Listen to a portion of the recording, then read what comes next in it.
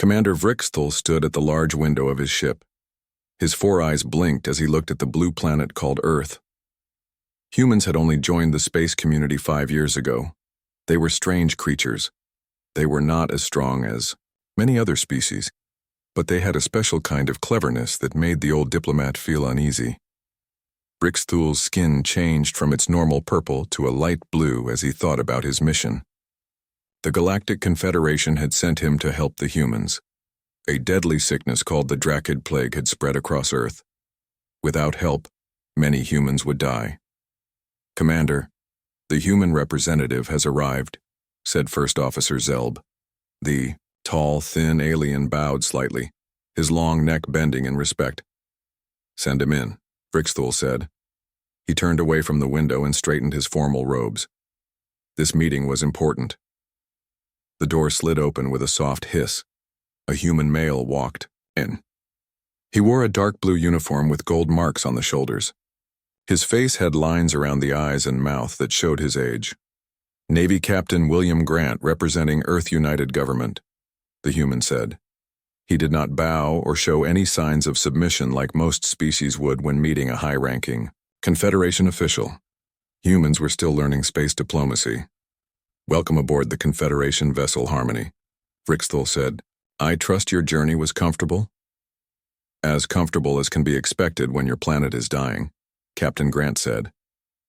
His voice was calm, but his eyes showed his worry. Vrixthal nodded slowly.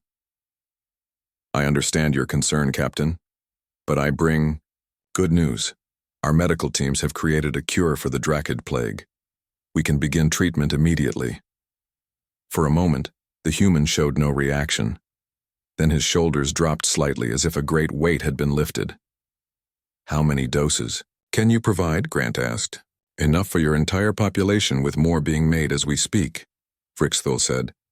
The Confederation Council agreed that this situation called for extraordinary measures. The plague should never have reached your world. It was likely carried by illegal traders who ignored quarantine rules. Captain Grant stepped forward. "Commander, I need to understand something. Is this cure being offered as part of our membership agreement, or will there be a price?" Vrixthal's skin rippled slightly, showing surprise. Most species would not ask such a direct question. "The cure is given freely," Vrixthal said. "The Dracid Plague threatened to kill over 60% of your population. Such loss would be a tragedy for your species and a stain on the Confederation's honor. We have the means to help, so we help." The human's face changed. His tight expression softened, and his eyes became brighter. "Then humanity owes you a great debt, Commander," Grant said. "Without your help, billions would die. My own daughter is sick with the plague. You've saved her life along with countless others." "No debt is necessary," Vrixthal said quickly. In his culture, debts were serious business. The Confederation helps its members as any good community should. Captain Grant extended his hand. Vrixthal knew this was a human greeting custom. He reached out with his three-fingered hand and allowed the human to shake it. "The people of Earth owe you a favor, Commander," Grant said, his blue eyes intense and serious. "And humans always pay their debts." Something in the way the human spoke made Vrixthal's skin tingle. There was an odd weight to the words, as if they carried more meaning than a simple thank you. But he dismissed the feeling. Humans were known for their emotional reactions. Over the next few days, Confederation medical ships landed at major cities across Earth. The cure worked quickly. The death rate from the plague dropped immediately.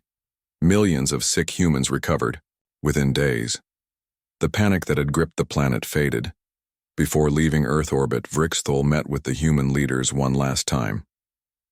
They thanked him again and offered gifts, art, music, and examples of human culture. He accepted these politely but reminded them that no payment was expected. "Your people are safe. That is all the Confederation wished to achieve," Vrixthal told them. The human president, a female named Elaine Winters, smiled at him. "We understand, Commander. But humans have long memories, especially when it comes to those who help us in our darkest hours. One day we hope to return the kindness you've shown." As his ship prepared to leave the solar system, Vrixthul recorded his final report.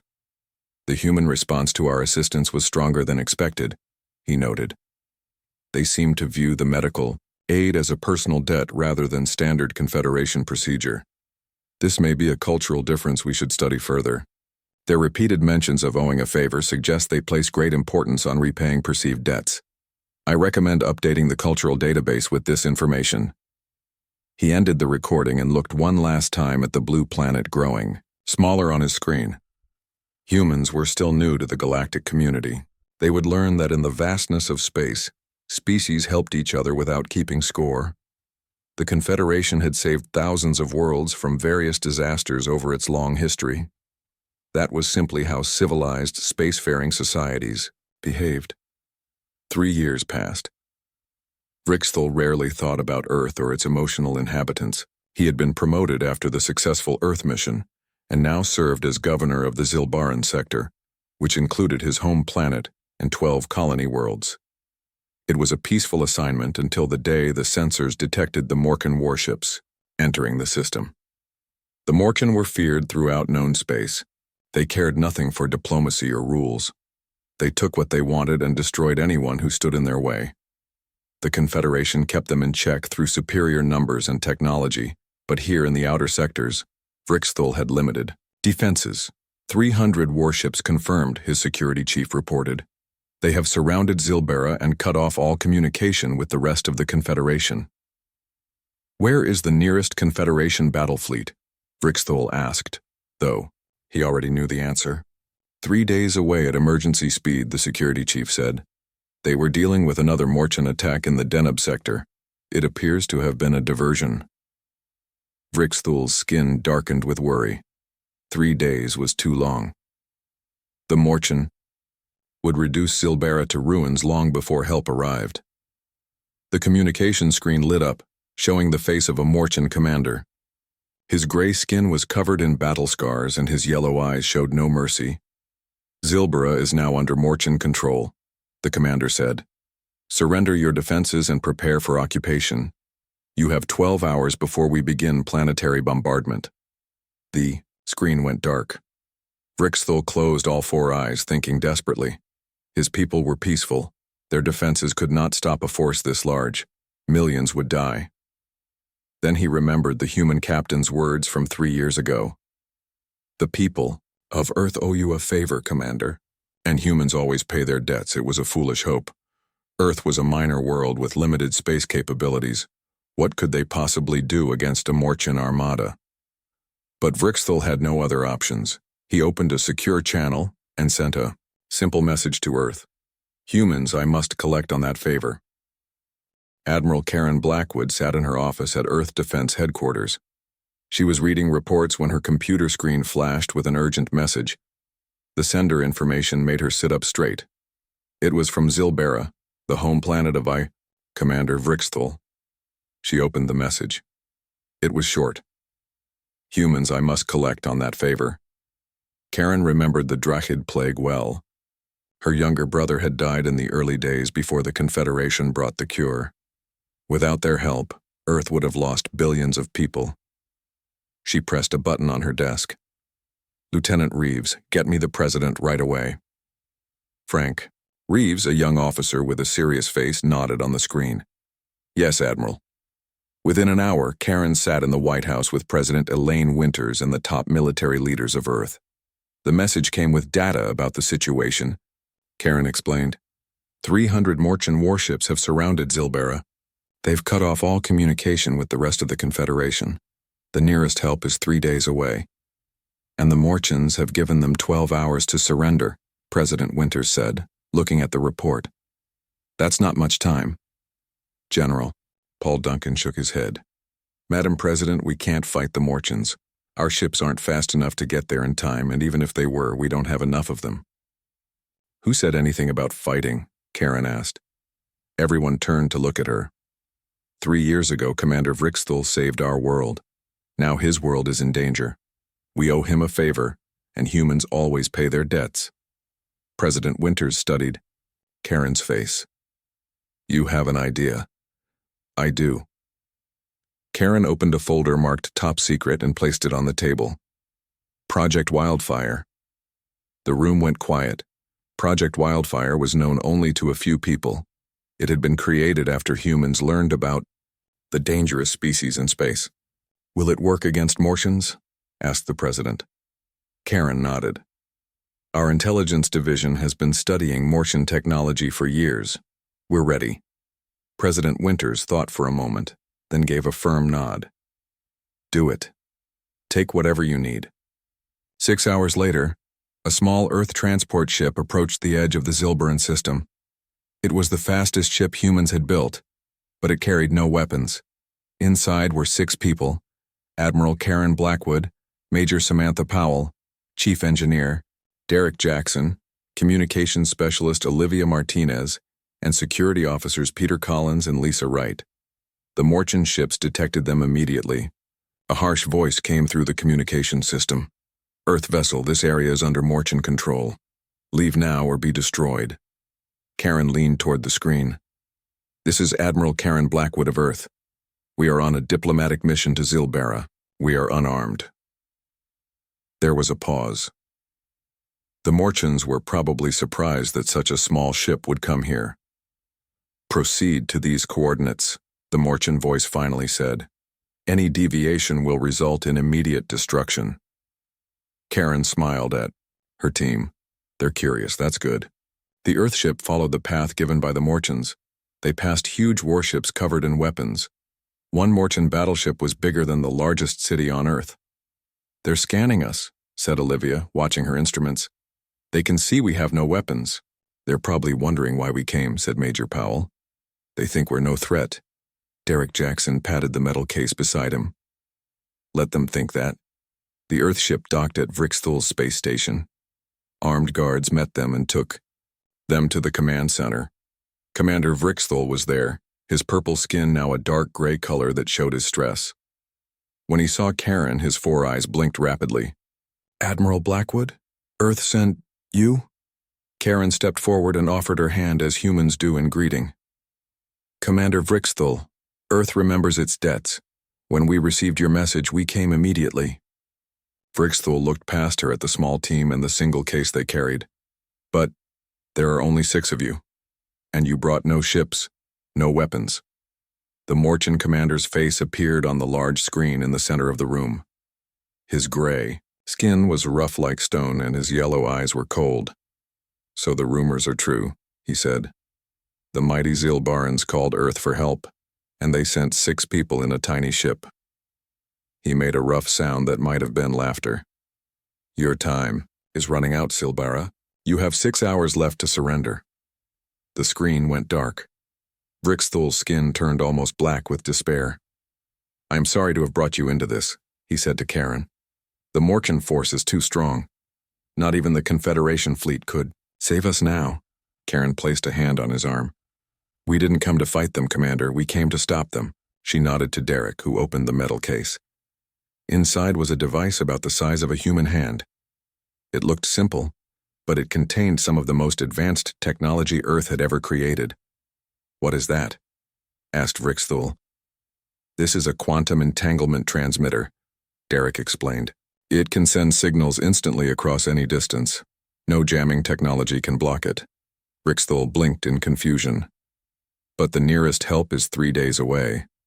Fast communication won't change that. We don't need outside help, said Major Powell. She activated a small screen that showed the positions of all the Martian ships. We just need access to your planetary defense system and communication array. Vrixthal hesitated. Those are our last defenses. Trust us, Karen said. 3 years ago, you saved our world. Now we're here to save yours. After a moment, Vrixthal nodded. Very well, what do you need? The humans went to work quickly. Derek and Olivia connected their device to the Zilberan systems. Peter and Lisa set up additional equipment they had brought. Major Powell studied the Martian ship positions and movements. Karen stood with Vrixthal, watching the activity. When humans first went into space, she said quietly, we discovered something interesting. Most advanced species evolved past their aggressive tendencies. They became peaceful.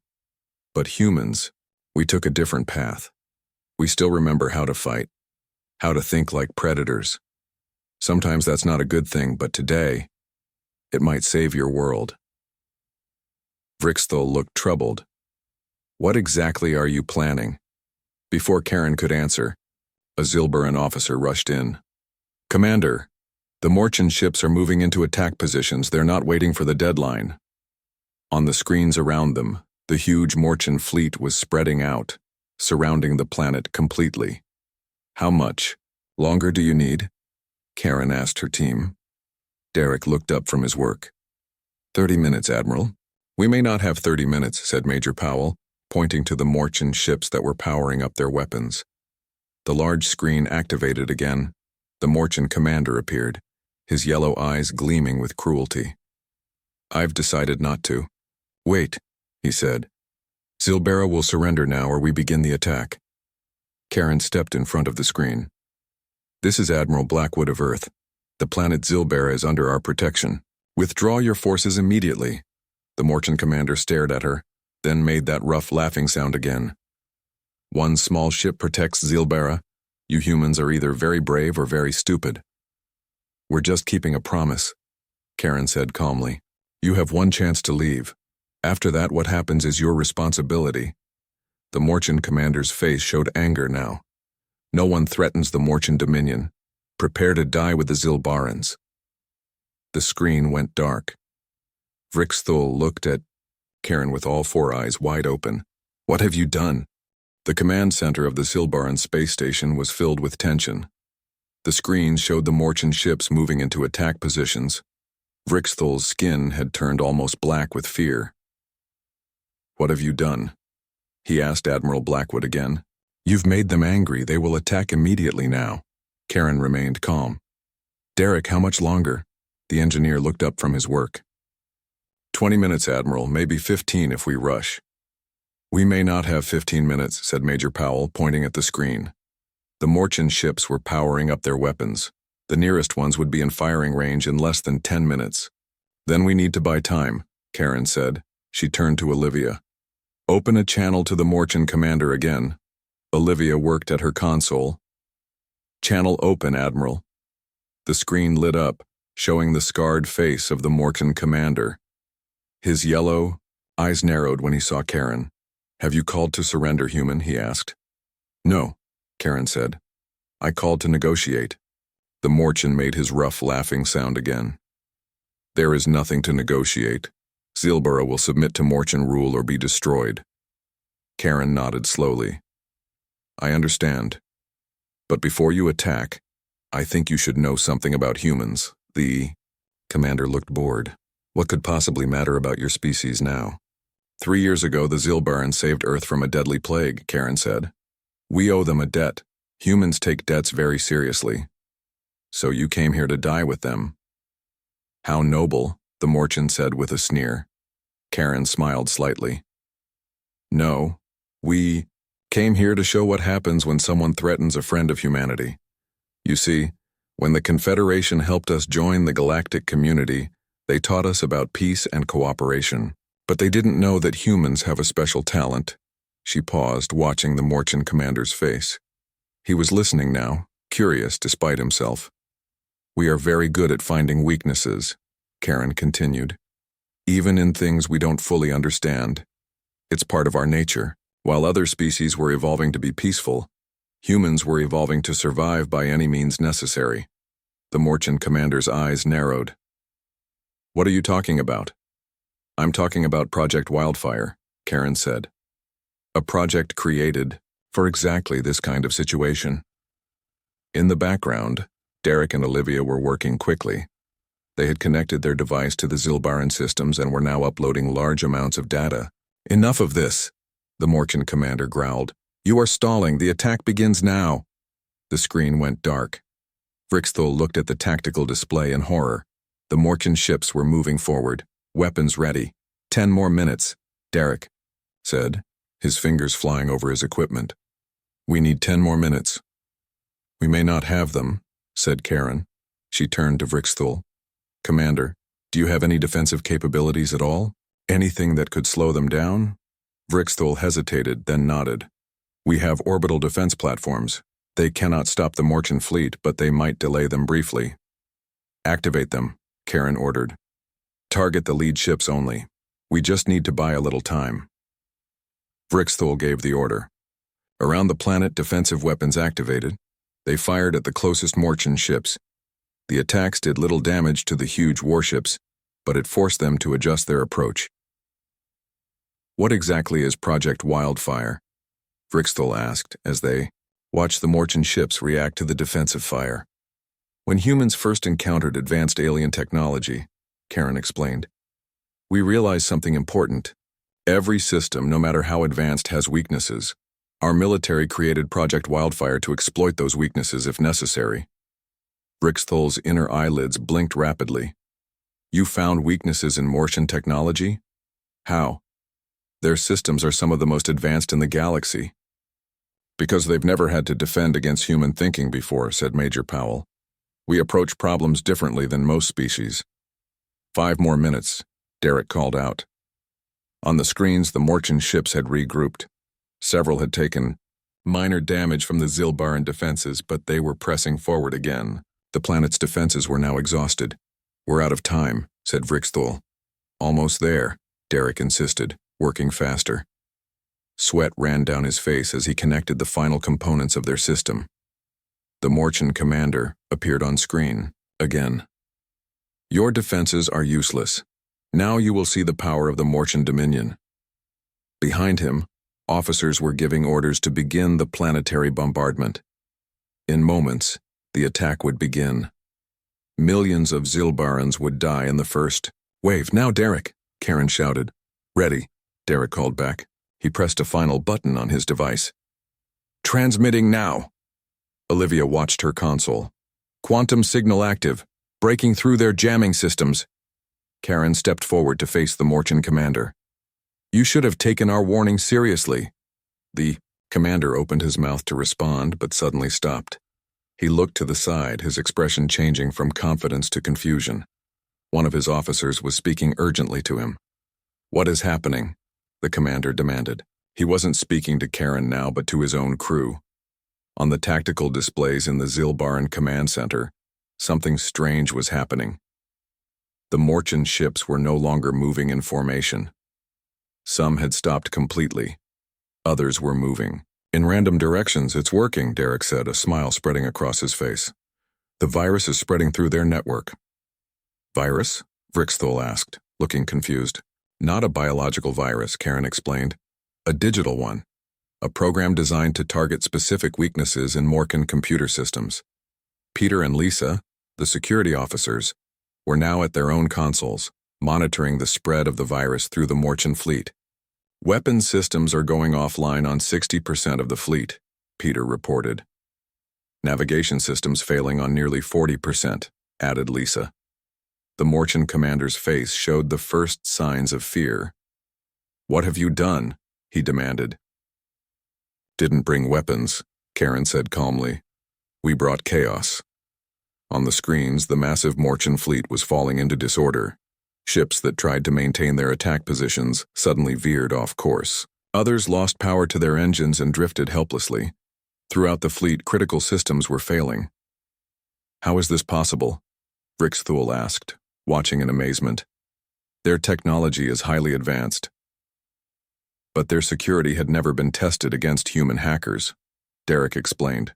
6 months ago, we captured a damaged Morchin scout ship. We studied their systems and found multiple weaknesses. They never considered that a less advanced species could understand their technology well enough to break it. The Morchin commander was shouting now, ordering his officers to fix the problems to continue the attack. But it was too late. The virus had spread to every ship in the fleet through their own communication network.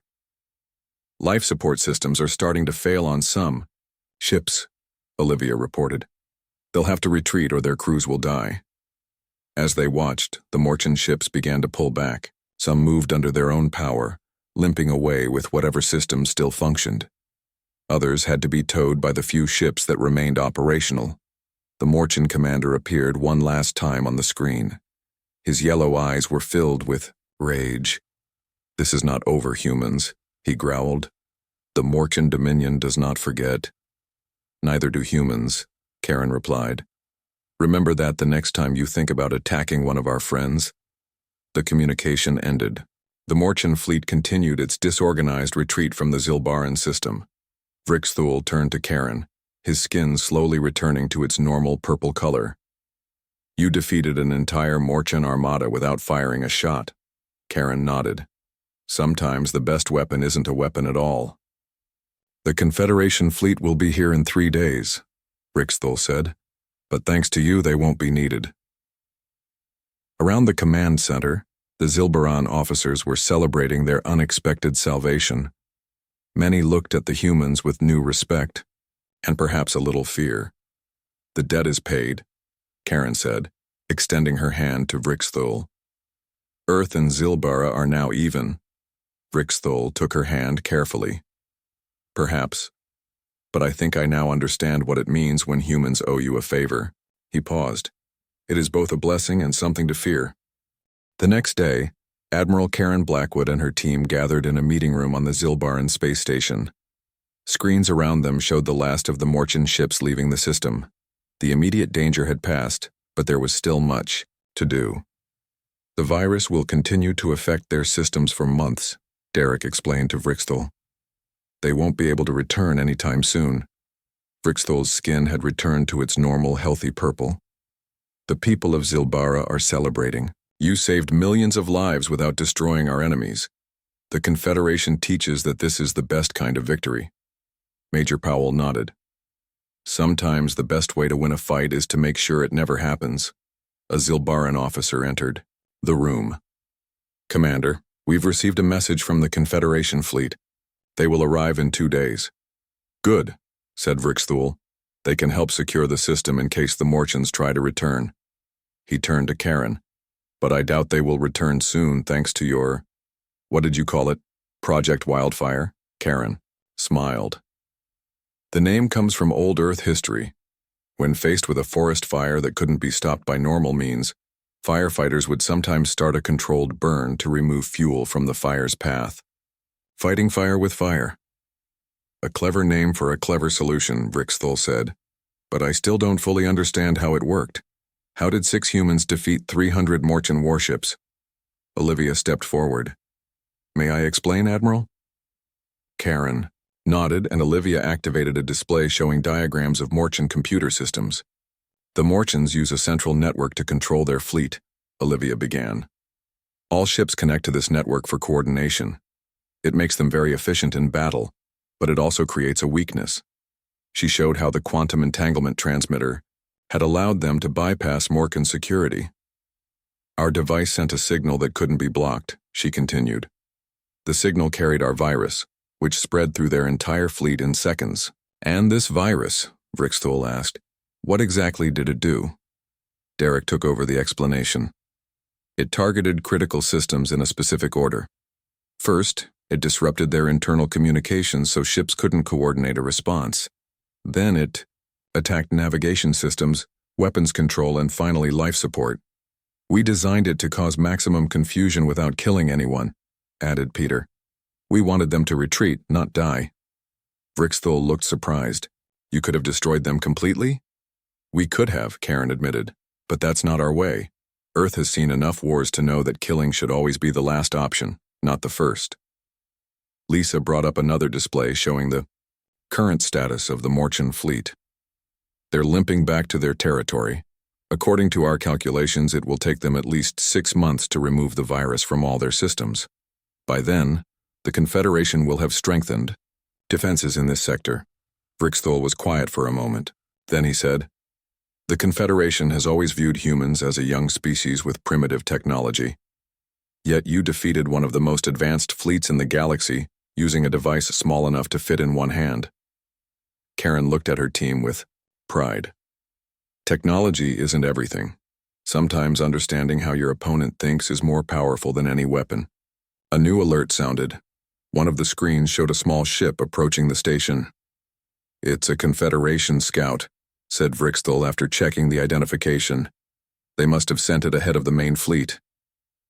The scout ship docked, and soon, a tall, thin alien with blue skin entered the meeting room. He wore the uniform of a Confederation admiral. His eyes widened when he saw the humans.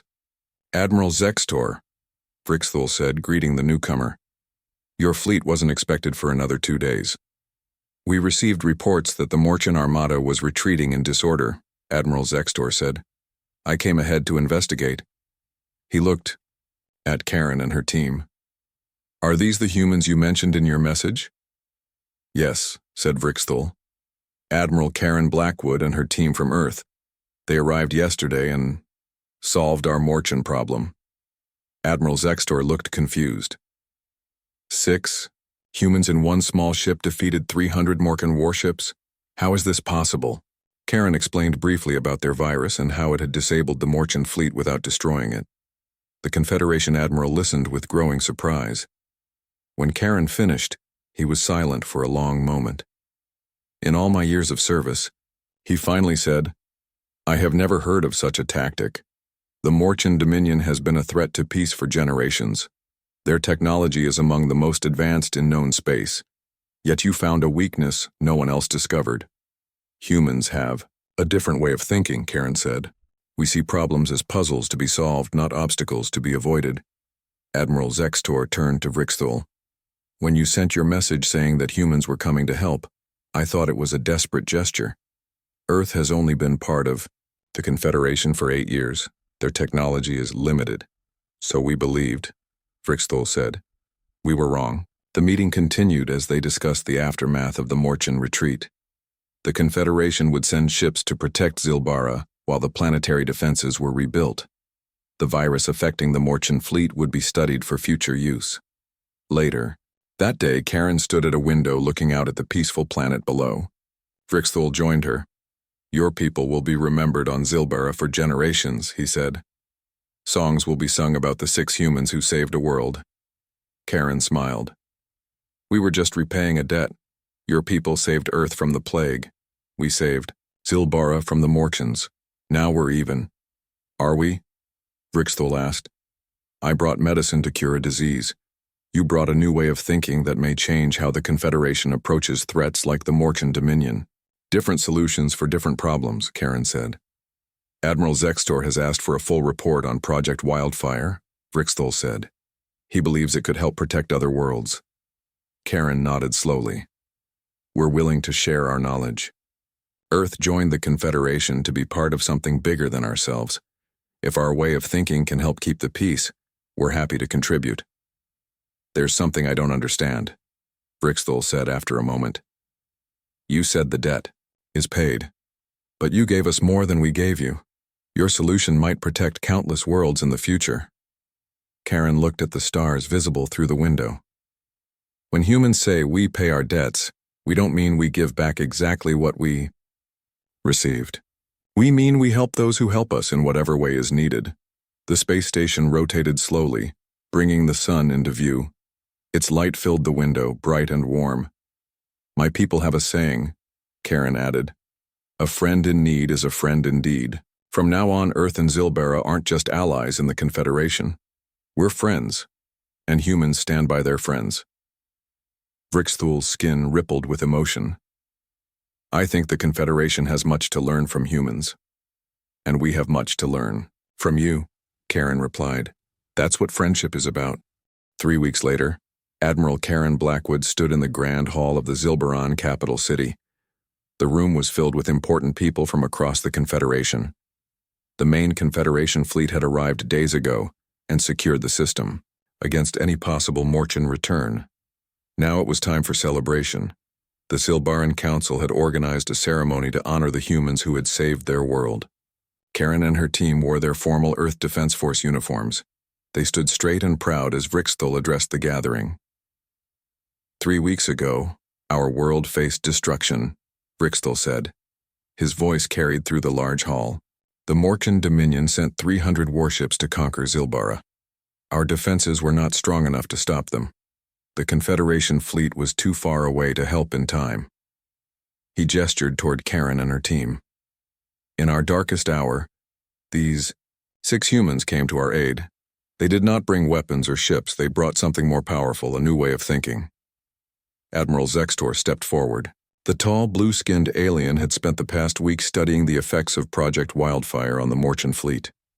What the humans accomplished was remarkable, Zexter said. Using their understanding of Morchan technology, they created a virus that disabled an entire armada without destroying a single ship or taking a single life.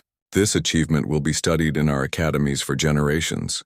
The crowd murmured in appreciation. Many Zilbarans had never seen humans before. They looked at Karen and her team with curiosity and respect. An older Zilbaran with decorated robes approached. This was High Counselor Trevna, the leader of the Zilbaran government. "Why did you help us?" she asked Karen directly. "Your world is far from ours. The conflict with the Mortians did not threaten Earth." Karen stepped forward. 3 years ago, Commander Vrixthul brought medicine that saved billions of lives on Earth. We owed him a debt. Humans always pay their debts. "A simple answer," said High Counselor Trevna. "Yet I sense there is more to it." Karen nodded. "When Earth joined the Confederation, we became part of something larger than ourselves. We learned that in this galaxy, all peaceful species must stand together against threats like the Mortian Dominion. Today it was Zilbara that needed help. Tomorrow it might be another world. By working together, we all become stronger." The High Counselor seemed pleased with this answer. She raised her 4-fingered hands, and attendants brought forward 6 small boxes.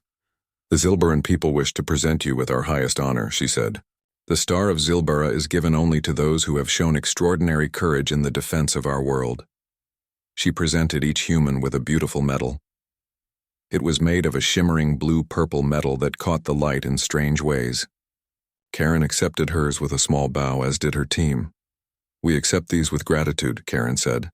"But the greatest honor is the friendship between our worlds." After the ceremony, there was a celebration. The great hall was filled with music and food from many worlds. Representatives from different Confederation species came to meet the humans who had defeated the Morchan fleet. A tall, insect-like alien approached Karen. He was from a species called the Vasari, known for their strategic thinking.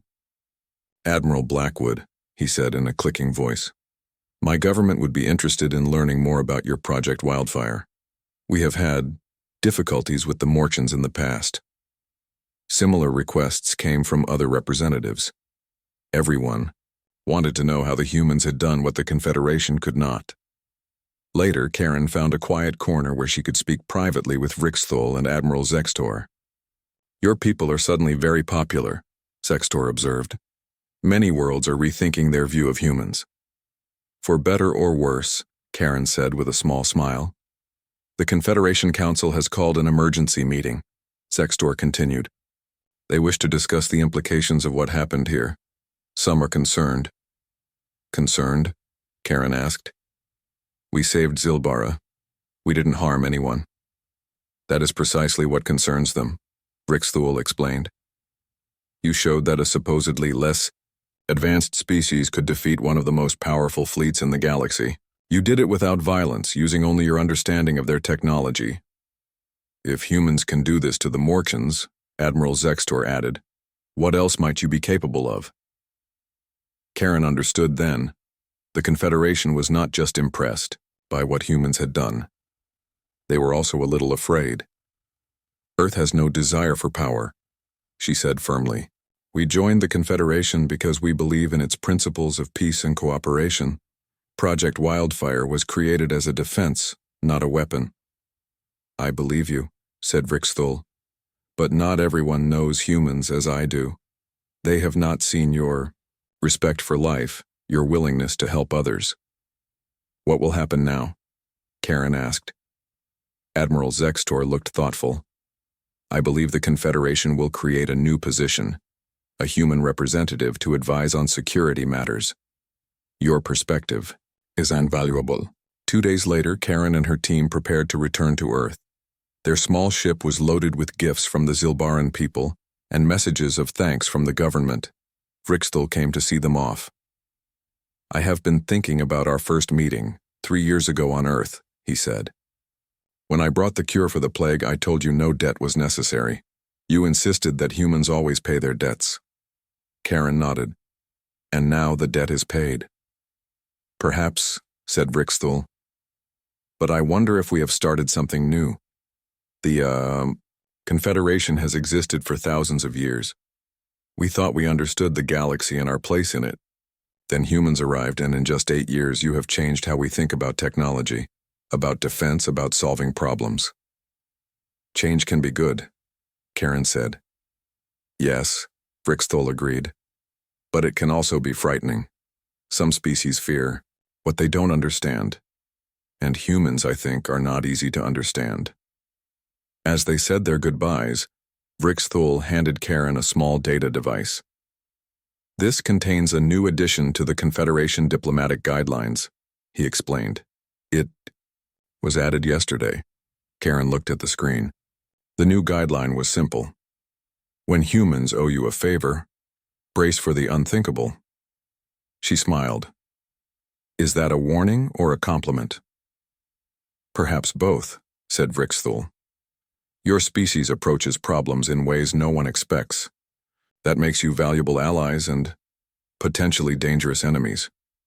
We prefer to be allies, Karen said firmly. As do I, Rixthul replied. Safe journey home, Admiral Blackwood. I hope our paths cross again in more peaceful circumstances. As the Earthship left the Zilbaran system, news of what had happened was spreading across the Confederation. The story grew with each telling. 6 humans had defeated the Morchan Dominion without firing a shot.